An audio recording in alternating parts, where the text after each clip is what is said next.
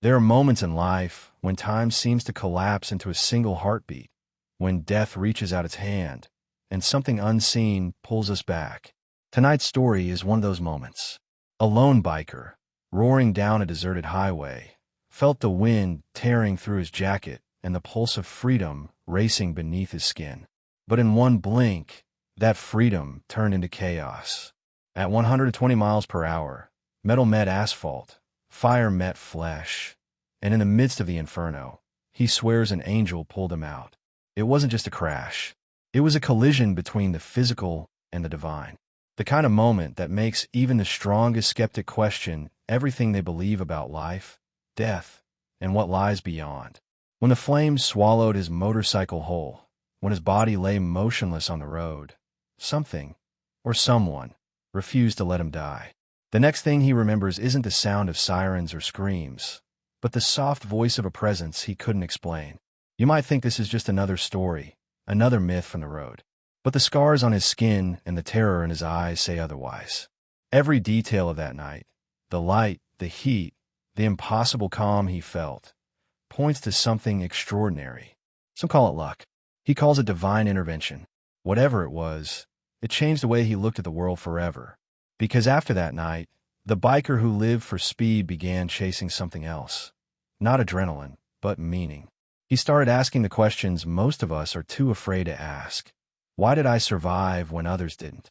Who, or what, reached into the fire and pulled me free? Those questions haunted him, reshaping his soul as he searched for answers that exist beyond the noise of the engines and the blur of the highway lights. And as you hear his story unfold, remember this. Sometimes the road doesn't just take us somewhere. Sometimes it shows us something greater than fear, greater than fate, greater than ourselves. The night was thick with the hum of the open road. The biker, his name was Cole, had ridden this stretch of asphalt countless times, a long ribbon of freedom cutting through the dark heart of nowhere. The world blurred past him in streaks of red and silver, his mind empty, his soul full. The engine beneath him roared like a living beast, a sound that had always made him feel invincible. But that night, something felt different. The air was colder, the stars dimmer. A strange stillness followed him, as if the universe itself was holding its breath.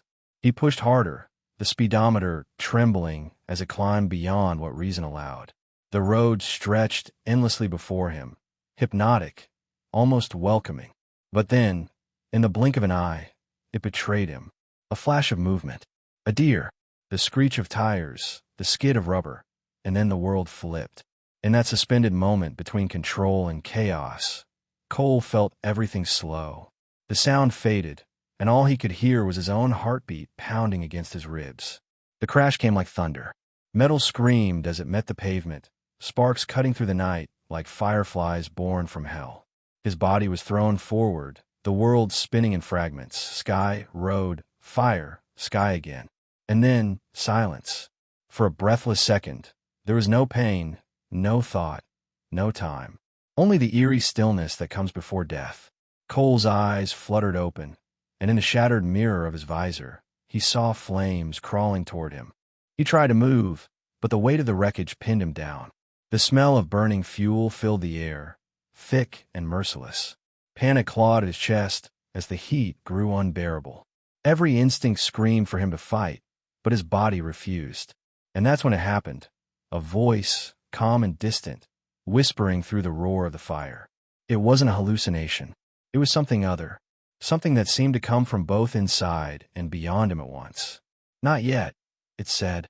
Just two words, gentle, almost tender, but powerful enough to silence everything else. The flames danced around him, but somehow they didn't touch him.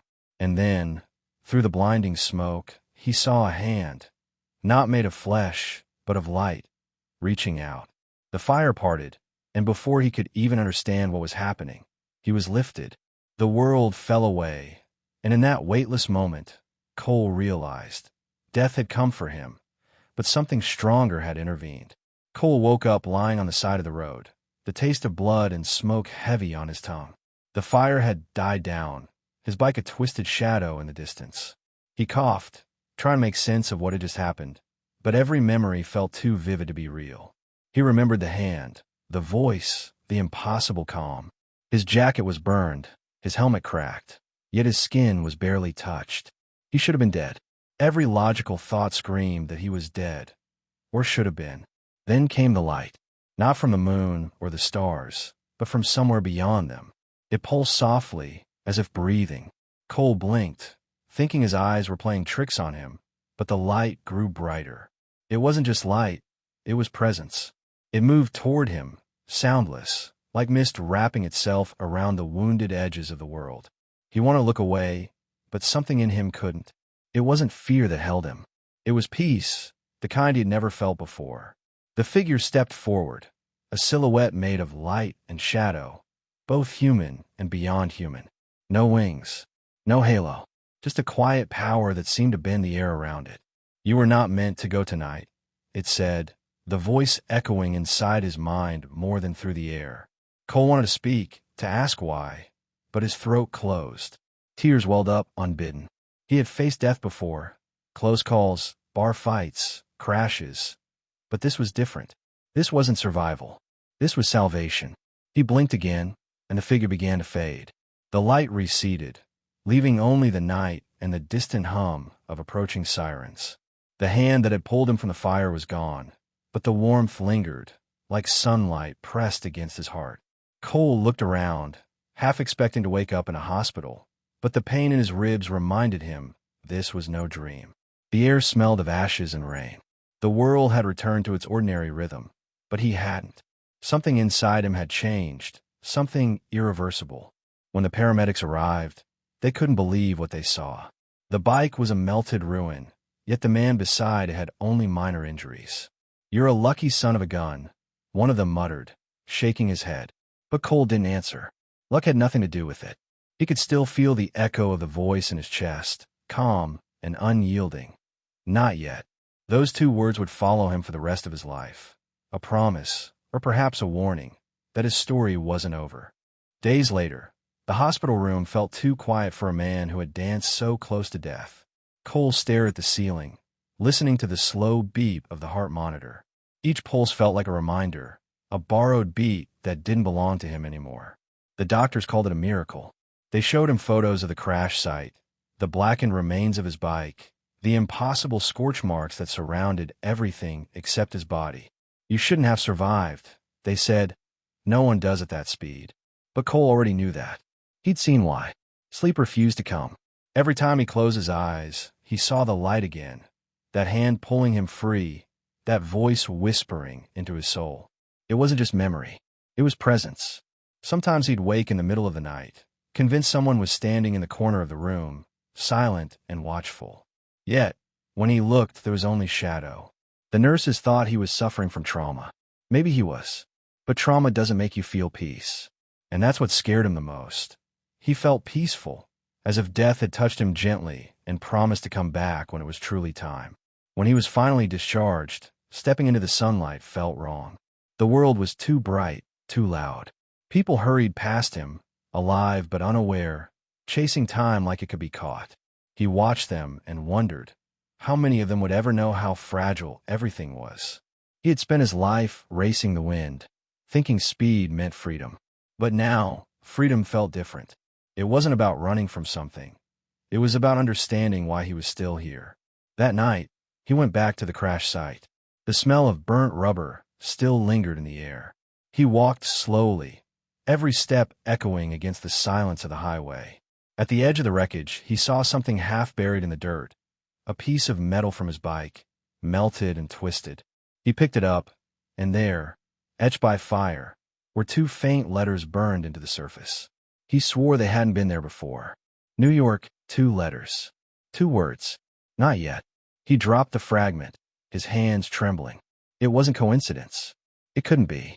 He looked up at the sky, the same dark sky that had almost been his last sight, and for the first time in years, he prayed. Not for survival, not for forgiveness, but for understanding. Somewhere in the stillness, the wind shifted, warm, soft, familiar. It brushed against his face like a whisper, and though there was no one around, he heard it again. Keep going. Cole couldn't shake the feeling that he had been spared for a reason. The more he tried to return to his old life, the more out of place he felt. His biker friends called him the Miracle Man. They slapped his back, laughed, told him he had angels on standby. But behind the jokes, he saw the fear in their eyes. They knew what he had seen, and deep down, they knew they might never see it themselves. It wasn't luck, it was something sacred, and sacred things have a way of changing everything they touch. He stopped riding for a while. The bike, once an extension of his soul, now felt foreign, like a ghost that had betrayed him and saved him at once. Instead, he began writing down everything he remembered. The sound of the crash, the voice, the impossible fire. But every time he put pen to paper, his hand shook. It was as if the story didn't want to be told yet, as if it was still unfolding. And maybe it was, because every night, that same light returned in his dreams, softer now, but closer, guiding him somewhere he didn't yet understand. One evening, he sat by his window, watching the rain carve paths down the glass. He thought about the years he'd wasted chasing adrenaline, bar fights, broken bones, empty roads that led nowhere. He had lived fast because he was afraid to stop, but now, standing still felt like the bravest thing he could do. The world wasn't just about speed anymore, it was about meaning. And though he didn't have all the answers, he knew the question that mattered most. What am I supposed to do with the time I was given? He started visiting people, not friends, not family, but strangers, survivors like him, accident victims, war veterans, widows who had lost everything but faith. He didn't tell them his story right away. He just listened, and in their pain, he saw reflections of his own. Every story was a reminder that miracles weren't always bright lights or angelic voices. Sometimes, they were just the quiet persistence of the human heart refusing to give up. One night, an old woman in a hospital bed grabbed his hand and whispered, "You saw something, didn't you?" Her eyes were clouded with age, but her voice was steady. He hesitated, then nodded. "I did," he said softly. She smiled, weak but knowing. "Then stop running from it," she told him. "If you were spared, it's because your story isn't meant to end. It's meant to begin." Her words struck him deeper than the crash ever had. Because for the first time since that night, Cole realized, maybe he hadn't been saved from death. Maybe he'd been saved for life. Cole became obsessed with understanding what had happened. He needed to know if there was any logical explanation, any scientific thread he could hold on to. He talked to doctors, physicists, priests, even psychologists. Every conversation led him in circles. Logic couldn't explain why he walked away from a fire that should have consumed him. Some said it was adrenaline, others called it shock. But deep down, he knew those answers were too small for what he'd experienced. The memory of that glowing hand, that peaceful voice, it wasn't delusion. It was deliverance. His nights turned into a hunt for truth. He read near-death accounts, watched testimonies of people who had crossed the other side and come back. The patterns were uncanny. The light, the voice, the feeling of being told it wasn't their time. Every story mirrored his own. But there was always a difference. None of them had seen what he saw. None of them spoke of the calm fire that neither burned nor hurt. It was as if whatever saved him didn't just spare his life. It chose him for something more. In his search, Cole found an old priest who had spent decades studying miracles. They met in a small chapel on the edge of town, where candles flickered like fragile souls. Cole told his story, leaving nothing out. The priest listened quietly, then said something that echoed through him. "Miracles aren't proof, son. They're invitations. You don't prove them, you live them." The words haunted him for days. Invitations. That idea lingered like a spark waiting to ignite something deeper inside him. He began to notice signs, small, almost invisible things that seemed to follow him. Birds appearing at the exact moment he prayed for a sign. Strangers repeating the same words the voice had said. Not yet. At first, he brushed it off as coincidence.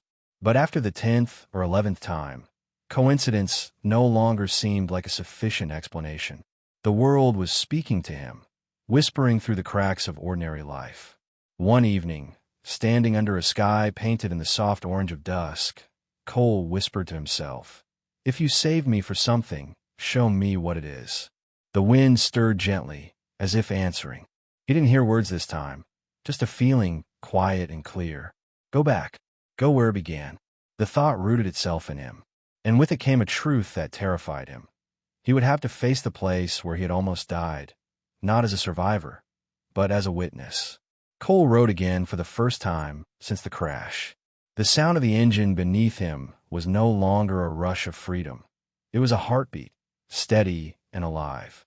The night air bit against his face, but he didn't feel fear. He felt guided. The road stretched out before him like an unwritten chapter, and every mile brought him closer to that same lonely stretch of asphalt where everything had changed. When he arrived, the world seemed frozen in time. The faint outline of the crash still scarred the pavement. A black memory burned into the earth. Cole dismounted, his boots crunching against the gravel. For a long while, he just stood there, letting the silence wrap around him. Then softly he whispered, "I'm back." The wind answered, brushing through the trees with a low hum. Not harsh, not cold, almost like a sigh of recognition. He closed his eyes, breathing in the scent of oil, ash, and rain. The memory came rushing back. The fire, the pain, the voice. But this time, something new surfaced. In the chaos of the crash, before the hand appeared, there had been a sound, faint but distinct, like wings moving through air. It hadn't registered before, but now he heard it clearly. And with it, a wave of emotion hit him, so strong that his knees gave way. He fell to the ground, tears spilling freely, his chest heaving with the weight of something far greater than fear, gratitude. The sky above him began to glow faintly, not from a moon, but from a soft radiance that seemed to come from nowhere and everywhere at once. Cole didn't look away this time. He let the light envelop him, not as an intruder, but as an old friend. "Why me?" he whispered. And though no words came in reply, the answer filled his heart. "Because you still have something to give." It wasn't a command. It was a truth. Simple, pure, undeniable. When the light faded, the world returned to its usual darkness. But Cole didn't feel alone anymore.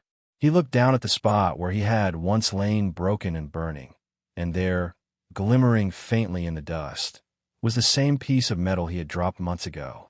The same 2 letters, New York. He smiled, a deep, quiet smile that came from somewhere beyond understanding. "Not yet," he murmured, pocketing the fragment.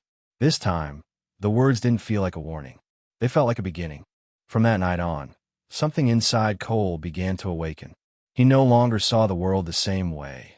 Every sound, every shadow, every heartbeat seemed charged with meaning. When he passed by strangers, he felt the weight of their unseen battles. When he looked up at the sky, he sensed whispers behind the stars. It wasn't madness. It was awareness. A new kind of vision that let him feel life not just as it appeared, but as it truly was. He realized he'd been walking through the world half asleep before the crash. Now, it was as if his soul had finally opened its eyes. He started keeping a small notebook, filling it with the fragments of thoughts and sensations that came to him in flashes. Not dreams, not hallucinations, but something deeper.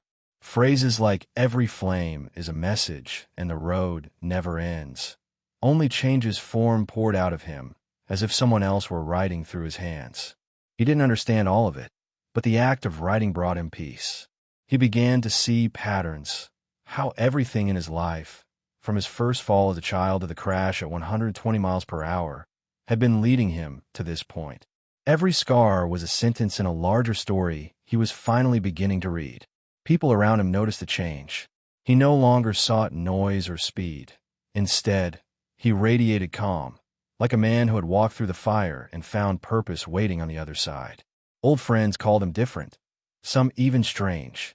But Cole didn't mind. He wasn't chasing their understanding anymore. He had learned that truth didn't need to be believed by others to be real. He carried his truth quietly, like a sacred secret only the soul could comprehend. One evening, as he sat outside his small apartment watching the sunset, he felt the air shift again, the same gentle pull that had once saved him. His heart slowed, his vision blurred, and for a brief moment, he felt himself between worlds once more. The colors around him deepened, melting into gold and crimson, and within that light, he saw the outline of the figure again. But this time, the figure didn't reach for him. It only nodded, as if to say, "You're beginning to understand." Then it was gone. When he came back to himself, the last rays of sunlight disappeared over the horizon. Cole smiled faintly, whispering into the quiet, "I'm not afraid anymore." He knew, at last, that his life had been given back to him not to chase what was lost, but to awaken what had been waiting all along, the divine spark that burns within every soul, hidden until the fire brings it to light. Word of Cole's survival began to spread far beyond his circle of friends. At first, it was just a rumor among local bikers, the man who crashed at impossible speed and walked away without a scratch. But soon, journalists came knocking, curious about the miracle. Cole refused interviews. He didn't want fame. He wanted meaning. Still, stories have a way of traveling on their own, especially those that carry a sense of mystery. Eventually, people began to find him, not to question, but to understand. Survivors, broken souls, seekers of light in dark times. They came to his small apartment, sometimes in the dead of night, asking what he saw, what he heard. Cole didn't preach, didn't claim to know the answers. Instead, he shared only one truth. There's more than we can see, and it's closer than we think. His words, simple and steady, seemed to calm even the most restless hearts. Some left crying, others in silence. But all left changed. It was as if the peace he carried had become contagious, a quiet revolution spreading from one wounded heart to another. Soon, gatherings began, not planned, not organized, just natural. People met on empty roads, near firelight, sharing their own stories of moments between life and death, of voices that told them to hold on, of lights that appeared when hope was gone. Cole would listen, nodding gently, sometimes adding only a few words. He didn't see himself as a leader, but to them, he had become something close to that, a living reminder that miracles still walked among men. One night, a young rider approached him after one of these gatherings. The boy's eyes were full of fear, the kind Cole recognized instantly. "I keep dreaming of fire," the boy said, and a voice keeps saying, "Not yet." "What does it mean?" Cole placed a hand on his shoulder, his voice calm, almost fatherly. "It means you're being prepared," he said softly. "Not for death, for purpose. Don't run from it. Listen." The boy nodded, tears glistening in the firelight. In that moment, Cole understood that the message wasn't his to keep. It was meant to be passed on. When the crowd dispersed, Cole looked up at the sky. The wind brushed against his face, that same gentle warmth he had felt before. He closed his eyes, whispering, "I'm doing what you asked." And somewhere, far beyond the stars, he felt it, a quiet acknowledgement, a pulse of light in the fabric of the night. The story that had begun with a crash at 120 miles per hour was no longer about survival. It was about awakening the hearts that had forgotten how to listen to the voice that whispers to us all. Not yet. As the months passed, Cole's message reached places he never imagined. People wrote letters from other cities, even other countries, sharing their own impossible stories, lives spared in accidents, healings with no medical explanation, whispers in the dark that told them to hold on. His name became a symbol, though he had never sought it. Yet with that light came a heavy burden. He began to feel the weight of expectation pressing on his shoulders, the pressure to always be strong, to always have answers. But the truth was, he was still searching himself. The peace he once felt began to waver. Nights grew long again, haunted not by flames but by doubt. Was he truly chosen for something divine, or had his mind simply woven comfort out of chaos? The visits became overwhelming, strangers knocking at all hours, desperate for hope, for proof. Cole welcomed them with compassion, but every story he heard stole a piece of his own calm. He wasn't a prophet, and yet people saw him as one.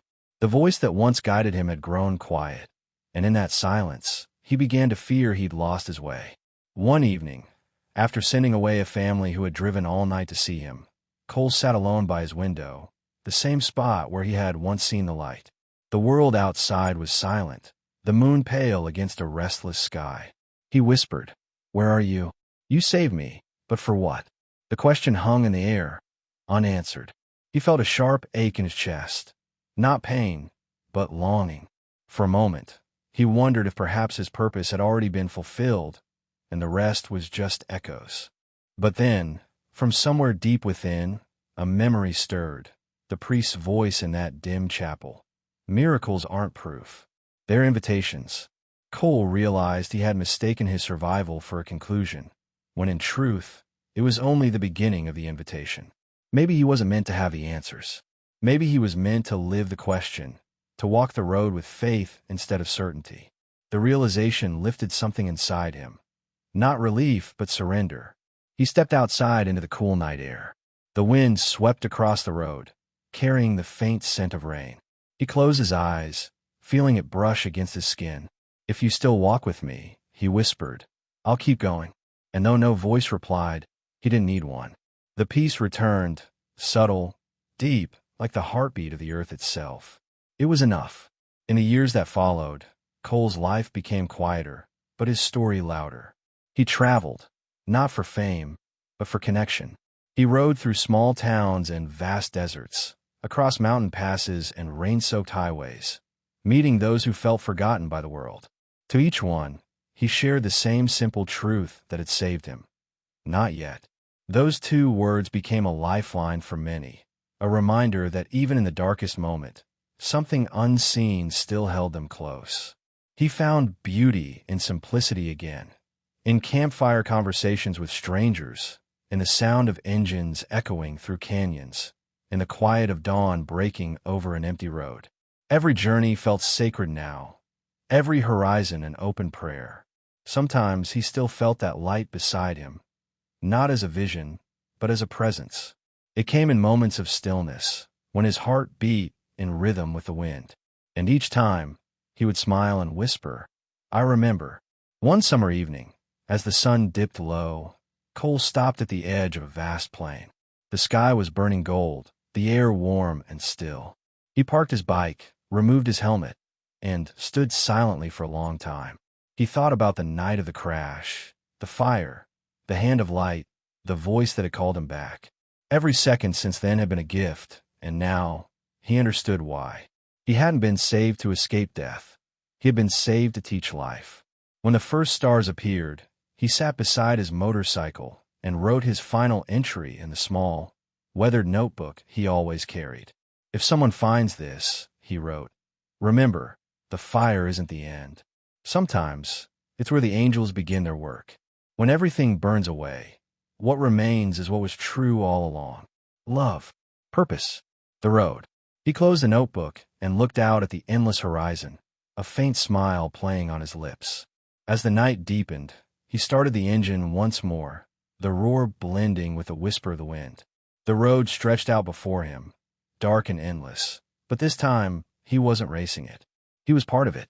The stars above shimmered brighter, and for just a second, the reflection of a hand made of light seemed to pass across his shoulder. Cole didn't turn. He simply whispered into the night, "I know." Not yet. And the engine carried him forward, into the infinite road beyond fear. There are stories that fade with time, and others that carve themselves into eternity. Cole's story was never about a man who cheated death. It was about a soul that finally understood life. From the roar of the engine to the silence after the crash, every second was part of a greater design, a divine conversation between flesh and spirit. The fire that should have ended him instead revealed something eternal. That miracles aren't moments of escape, but awakenings that teach us to see the world through new eyes. He once believed speed was freedom, that motion was meaning, but the road taught him otherwise.